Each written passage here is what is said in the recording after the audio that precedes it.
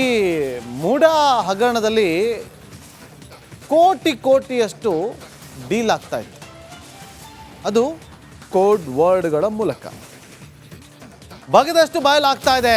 ಮೂಡಾ ಕರ್ಮಕಾಂಡ, ಬ್ರಹ್ಮಾಂಡ ಭ್ರಷ್ಟಾಚಾರದ ಮತ್ತೊಂದು ಕಳ್ಳ ದಾರಿ ಯಾವುದು ಅನ್ನೋದು ಗೊತ್ತಾಗಿದೆ. ಕೋಡ್ ಮೂಲಕ ನಡೆಯುತ್ತಿತ್ತು ಕೋಟಿ ಡೀಲ್. ಬೇನಾಮಿ ಡೀಲ್ಗೆ ಕೋಕೋನಟ್ ಅಂತ ಕೋಡ್. ಬಿಲ್ಡರ್ ಜಯರಾಮ್ ಇಟ್ಟಿದ್ದ ಹೆಸರು ಕೋಕೋನಟ್. ಒಂದು ಕೋಕೋನಟ್ ಅಂತಂದ್ರೆ ಅರ್ಥ 1 ಲಕ್ಷ.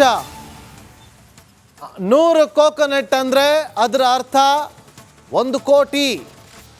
ಈ ತರ ಕಳ್ಳ ದಾರಿಯಲ್ಲಿ ವ್ಯವಹಾರಗಳು ನಡೀತಾ ಇತ್ತು.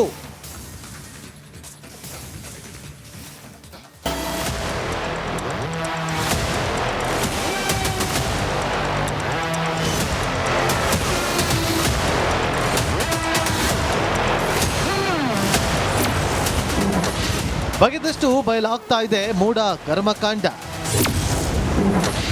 ಬೇನಾಮಿ ಡೀಲ್ಗೆ ಕೋಕೋನಟ್ ಕೋ. ರಾಜ್ಯಾದ್ಯಂತ ಮೂಡಾ ಕೋಲಾಹಲ ಮತ್ತೆ ಕಾವೇರಿದೆ. ಸಿದ್ದರಾಮಯ್ಯ ಸರ್ಕಾರದ ಬುಡವನ್ನೇ ಅಲ್ಲಾಡಿಸಿದ್ದ ಈ ಮೂಡಾ ಸ್ಕ್ಯಾಮ್ನಲ್ಲಿ ಮತ್ತಷ್ಟು ಸೀಕ್ರೆಟ್ ಬಯಲಾಗಿದೆ.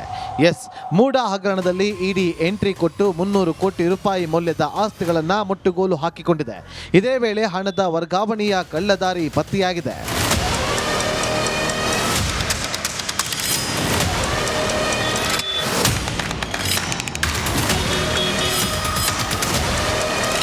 ಹೌದು, ಇಡಿ ಅಧಿಕಾರಿಗಳು ಬಿಲ್ಡರ್ ಜಯರಾಮ್ ಮನೆ ಮೇಲೆ ದಾಳಿ ನಡೆಸಿ ಸತತ 3 ದಿನ ಇಡಿ ಅಧಿಕಾರಿಗಳು ದಾಳಿ ನಡೆಸಿದಾಗ ಈತನ ಮನೆಯಲ್ಲಿ ಏನಿತ್ತು ಅನ್ನುವ ಅನುಮಾನ ಎಲ್ಲರನ್ನೂ ಕಾಡ್ತಾ ಇತ್ತು. ಆದರೆ ಈಗ ಕೋಡ್ ಮೂಲಕ ಕೋಟಿ ಡೀಲ್ ಆಗಿತ್ತು ಅನ್ನೋದು ಗೊತ್ತಾಗಿದೆ. ಮೂಡಾ ಅಕ್ರಮದಲ್ಲಿ ಬಿಲ್ಡರ್ ಜಯರಾಮ್ ಬೇನಾಮಿ ಡೀಲ್ಗೆ ಕೋಕೋನಟ್ ಅಂತ ಕೋಡ್ ಇಟ್ಟಿದ್ದ. ಬಿಲ್ಡರ್ ಜಯರಾಮ್ ವಾಟ್ಸಾಪ್ನಲ್ಲಿತ್ತು ಸತ್ಯ ಬಯಲಾಗಿದ್ದು 1 ಕೋಕೋನಟ್ ಅಂದರೆ 1 ಲಕ್ಷ, 100 ಕೋಕೋನಟ್ ಅಂದರೆ 1 ಕೋಟಿ ಎಂದು ನಿಗದಿಯಾಗಿತ್ತು. ಇದೇ ರೀತಿ ಅಧಿಕಾರಿಗಳಿಗೆ, ರಾಜಕಾರಣಿಗಳಿಗೆ ಕೋಕೋನಟ್ ಹೆಸರಲ್ಲೇ ಹಣ ವರ್ಗಾವಣೆ ಆಗಿತ್ತು. ಇಡಿ 2 ಬಾರಿ ವಿಚಾರಣೆ ಮಾಡಿದ ಬಳಿಕ ಬಾಯಿಬಿಟ್ಟಿದ್ದ ಜಯರಾಮ್ ಈ ಮೂಡಾ ಅಕ್ರಮದ ಕಿಂಗ್ ಪಿನ್ ಆಗಿದ್ದ ಈ ಜಯರಾಮ್ ಅನ್ನೋದು ಗೊತ್ತಾಗಿದೆ.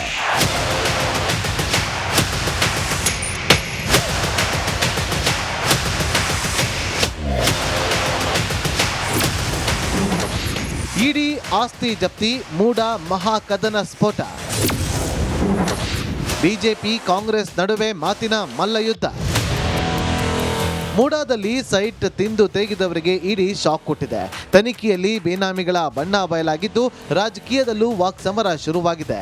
ಸಿದ್ದರಾಮಯ್ಯ ಆಪ್ತರು ಸೇರಿದಂತೆ ಹಲವರಿಂದ ಇಡಿ ಬೇನಾಮಿ ಆಸ್ತಿಗಳನ್ನು ಜಪ್ತಿ ಮಾಡಿದ್ದು ಬಿಜೆಪಿಗೆ ಮತ್ತೊಂದು ಅಸ್ತ್ರ ಸಿಕ್ಕಿದಂತಾಗಿದೆ.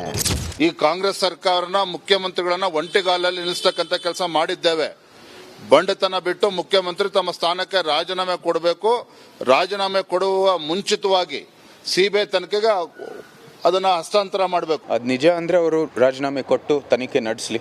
ಇಂಥ ಒಂದು ಫ್ರೀ ಆಗಿರುವಂಥದ್ದು ಓಪನ್ ಸೋರ್ಸಲ್ಲಿ ಅವರ ತನಿಖೆ ಮೂಲಕ ಅವರ ಇದು ಏನೋ ಅದು ಸ್ಪಷ್ಟವಾಗಿ ಬರಲಿ. ಅವರ ಹೇಳಿಕೆ ನೈತಿಕ ಹೊಣೆ ಹೊರಬೇಕಂದ್ರೆ ಅವರು ಇಂಥ ಒಂದು ವರದಿಯ ಮೂಲಕ ಅದು ಬರಬೇಕಾಗಿದೆ.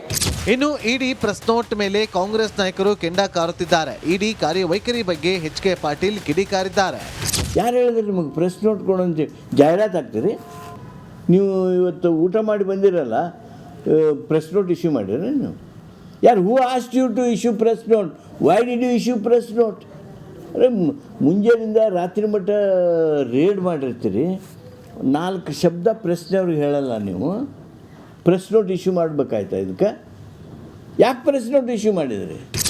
ಈ ಮೂಡಾ ಹಗರಣದಲ್ಲಿ ಬಗೆದಷ್ಟು ರಹಸ್ಯಗಳು ಬಯಲಾಗುತ್ತಿದ್ದು ಇನ್ನೇನು ಬೀದಿಗೆ ಬೀಳುತ್ತಾ ಅಂತ ಕಾದು ನೋಡಬೇಕಿದೆ. ವಿನೋದ್, ರಿಪಬ್ಲಿಕ್ ಕನ್ನಡ, ಮೈಸೂರು.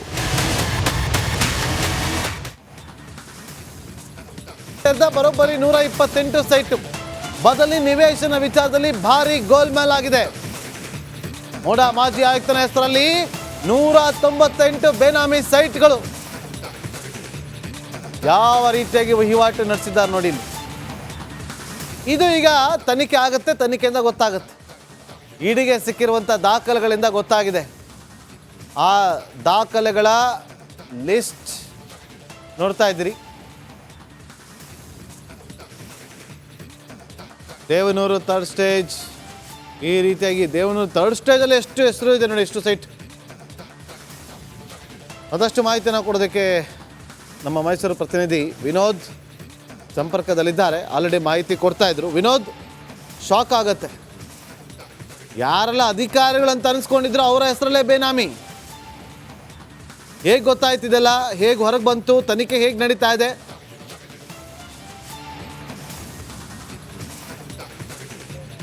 ನಾಗೇಂದ್ರ ಬಾಬು, ಈಗ ಸಿಗ್ತಾ ಇರುವಂತಹ ಮಾಹಿತಿಗಳ ಪ್ರಕಾರ, ಬಲ್ಲಮೂಲಗಳ ಮಾಹಿತಿಗಳ ಪ್ರಕಾರವಾಗಿಯೇ ಮೂಡ ಮಾಜಿ ಆಯುಕ್ತರೊಬ್ಬರಿಗೆ ಸೇರಿದಂತಹ 198 ನಿವೇಶನಗಳು ಈಗ ಪತ್ತೆಯಾಗಿರುವಂಥದ್ದು. ಈಗ 631 ನಿವೇಶನದ ಪಟ್ಟಿ ಏನು ಬಂದಿದೆ, ಮೂಡಾಗೆ ಇಡಿ ಬರೆದಿರುವಂತಹ ಅಧಿಕೃತ ಪತ್ರ ಏನಿದೆ, ಆ ಒಂದು ಪತ್ರದಲ್ಲಿ ಮಾಜಿ ಮೂಡ ಆಯುಕ್ತರಿಗೆ ಸೇರುವಂತಹ 198 ನಿವೇಶನ, ಜೊತೆಗೆ MLC ಒಬ್ಬರಿಗೆ ಸೇರಿದಂತಹ 100ಕ್ಕೂ ಹೆಚ್ಚು ನಿವೇಶನ, ಜೊತೆಗೆ ಮೂಡಾದಲ್ಲಿ ಯೋಜನಾ ಅಧಿಕಾರಿಯಾಗಿ ಕೆಲಸ ಮಾಡ್ತಾ ಇದ್ದಂತಹ ಸುಮಾರು 98 ನಿವೇಶನ ಪಡ್ಕೊಂಡಿದ್ದಾರೆ. ಸೊ ಹೀಗಾಗಿ ಇವರ ಪಟ್ಟಿಯನ್ನು ಕೊಡಬೇಕು ಅಂತೇಳಿ ಈಗಾಗಲೇ ಮೂಡಾಗೆ ಒಂದು ಇಡಿ ಪತ್ರವನ್ನು ಬರೆದಿದೆ. ಭಾಳ ಪ್ರಮುಖವಾಗಿ ಈಗಾಗಲೇ ಈ ಹಿಂದೆ ಮೂಡ ಹಗರಣದ ವಿಚಾರವಾಗಿ ಇಡಿ ರೈಡರ್ ಮಾಡಿತ್ತು. ಸಾಕಷ್ಟು ಬಿಲ್ಡರ್ಗಳಿರ್ಬೋದು, ರಾಜಕಾರಣಿಗಳಿರ್ಬೋದು, ಸಾಕಷ್ಟು ಮಾಹಿತಿಗಳ ಕಲೆ ಹಾಕಿದೆ. ಸೊ ಈ ಒಂದು ಮಾಹಿತಿಯ ಆಧಾರದ ಮೇಲೆ, ಜೊತೆಗೆ ಕಪ್ಪು ಹಣ ಯಾವ ರೀತಿಯಾಗಿ ವರ್ಗಾವಣೆ ಆಗಿದೆ ಅದರಲ್ಲೂ ಕೂಡ ಬಿಟ್ಲ್ಯಾಂಡ್ ಜೊತೆಗೆ ಬದಲಿ ನಿವೇಶನಗಳಿದೆ. ಈ ಎರಡು ಬಿಟ್ಲ್ಯಾಂಡ್ ಇರ್ಬೋದು ಮತ್ತು ಬದಲಿ ನಿವೇಶನಗಳಿರ್ಬೋದು, ಈ ಮಾರಾಟದಲ್ಲಿ ಹರಾಜು ಮಾಡುವಂಥವರು ಕೂಡ ಏನೋ ಮೂಡ ಆಯುಕ್ತರಿಗೆ ಒಂದು ಪವರ್ ಇರ್ತದೆ. ಸೊ ಇದೆಲ್ಲ ಬಳಸ್ಕೊಂಡು ಎಲ್ಲೋ ಒಂದು ಕಡೆ ಅವರೇ ಪವರ್ನ ಅಥಾರಿಟಿಯ ಹೆಡ್ ಆಗಿರ್ತಾರೆ. ಸೊ ಇದೆಲ್ಲವನ್ನು ಯಾವುದು ಕೂಡ ಹರಾಜು ಮಾಡಬೇಕು, ಯಾವುದನ್ನ ಮಾಡಬಾರ್ದು, ಎಲ್ಲವೂ ಕೂಡ ಗೊತ್ತಿರುತ್ತೆ. ಸೊ ಹೀಗಾಗಿ 198 ಸೈಟನ್ನು ಈಗಾಗಲೇ ಮೂಡ ಅಧಿಕಾರಿಗಳು, ಅಂದರೆ ಮೂಡ ಆಯುಕ್ತ, ಈ ಹಿಂದೆ ಇದ್ದಂಥ ಆಯುಕ್ತರೊಬ್ಬರು ಕೂಡ ಅಷ್ಟೊಂದು ಸೈಟ್ನ ಪಡ್ಕೊಂಡಿದೆ ಅಂತೇಳಿ ಇಡಿಗೆ ಅಧಿಕೃತವಾದಂತಹ ಮಾಹಿತಿ ಲಭ್ಯ ಆಗಿದೆ. ಸೊ ಹೀಗಾಗಿ ಅವರ ವಿರುದ್ಧ ಈಗಾಗಲೇ ಒಂದು ಪ್ರಕರಣ ದಾಖಲಿಸಿ ಕೂಲಂಕುಷವಾಗಿ ಪರಿಶೀಲನೆ ಮಾಡ್ತಾ ಇದ್ದಾರೆ. ಇನ್ನು ಮೈಸೂರಿನ MLC ಒಬ್ಬರು ಕೂಡ 100ಕ್ಕೂ ಹೆಚ್ಚು ನಿವೇಶನ ಪಡ್ಕೊಂಡಿದ್ದಾರೆ. ಜೊತೆಗೆ ಮೂಡಾದಲ್ಲಿ ಕೆಲಸ ಮಾಡಿದಂತಹ ಅಧಿಕಾರಿಯೊಬ್ಬರು 90ಕ್ಕೂ ಹೆಚ್ಚು ನಿವೇಶನ ಪಡ್ಕೊಂಡಿದ್ದಾರೆ. ಈ 631 ಸೈಟ್ಗಳಲ್ಲಿ ಅಧಿಕಾರಿಗಳು, ರಾಜಕಾರಣಿಗಳ ಹೆಸರು ಕೂಡ ಮುಂದಿನ ದಿನಗಳಲ್ಲಿ ಬರ್ತಾ ಹೋಗುತ್ತೆ. ಸೊ ಹೀಗಾಗಿ ಬಗೆದಷ್ಟು ದಿನ ಕಳೆದಂತೆ ಒಬ್ಬೊಬ್ಬರ ಹೆಸರು ದಿನಕ್ಕೊಂದಂತೆ ಬರ್ತಾ ಹೋಗುತ್ತೆ. ಸೊ ಈಗ ಸದ್ಯಕ್ಕೆ ಸಿಗ್ತಾ ಇರುವಂತಹ ಮಾಹಿತಿ ಪ್ರಕಾರವಾಗಿ 631 ನಿವೇಶನಗಳಿದೆ. ಅದು ಅಧಿಕಾರಿಗಳು ಮತ್ತು ರಾಜಕಾರಣಿಗಳಿಗೆ ಸೇರುವಂತಹ ದಾಖಲೆಗಳಾಗಿದೆ. ಸೊ ಹೀಗಾಗಿ ಮೂಡ ಈ 631 ನಿವೇಶನಗಳ ಸಂಖ್ಯೆ ಮತ್ತು ಯಾರಿಗೆ ಸೇರಿರುವಂತಹ ಮಾಹಿತಿಯನ್ನು ಇಡಿಗೆ ಕೊಟ್ಟ ತಕ್ಷಣದಲ್ಲಿ ಅವರು ಏನು ಸ್ಥಿರಾಸ್ತಿಗಳಲ್ಲಿ ಈಗಾಗಲೇ 142 ಸ್ಥಿರಾಸ್ತಿಗಳ ವಶಕ್ಕೆ ಪಡ್ಕೊಂಡಿದ್ದಾರೆ. ನೆಕ್ಸ್ಟ್ ಎರಡನೇ ಹಂತದಲ್ಲಿ 631 ಸೈಟ್ಗಳ ಆಸ್ತಿಯಲ್ಲೂ ಕೂಡ ವಶಕ್ಕೆ ಪಡುವುದರಲ್ಲಿ ಯಾವುದೇ ರೀತಿಯಾದ ಅನುಮಾನ ಇಲ್ಲ. ಸೊ ಹೀಗಾಗಿ ಎಲ್ಲೋ ಒಂದು ಕಡೆ ಮೂಡ ವಿಚಾರವಾಗಿ ಇಡಿ ಸ್ವಲ್ಪ ಸೈಲೆಂಟ್ ಆಗ್ತಾ ಇದೆ ಅಂತ ಎಲ್ಲರೂ ಮಾತಾಡ್ಕೊಳ್ತಾ ಇದ್ರು. ಆದರೆ ಸಂಕ್ರಾಂತಿ ಕಳೀತಾ ಇದೆ ಒಂದು ರೀತಿಯ ಶಾಕನ್ನು ಕೂಡ ಈಗ ಮೈಸೂರಿನ ರಾಜಕಾರಣಿಗಳಿರ್ಬೋದು, ಯಾರೆಲ್ಲ 50-50 ಅನುಪಾತದಲ್ಲಿ ಈ ಒಂದು ನಿವೇಶನ ಪಡ್ಕೊಂಡಿದ್ದಾರೆ, ಅವರಿಗೆ ನಿಜಕ್ಕೂ ಕೂಡ ಶಾಕ್ ಎದುರಾಗ್ತಾ ಇರುವಂಥದ್ದು. Nagendra Babu. Okay, thank you Vinod, ನಿಮ್ಮೆಲ್ಲ ಮಾಹಿತಿಗಾಗಿ.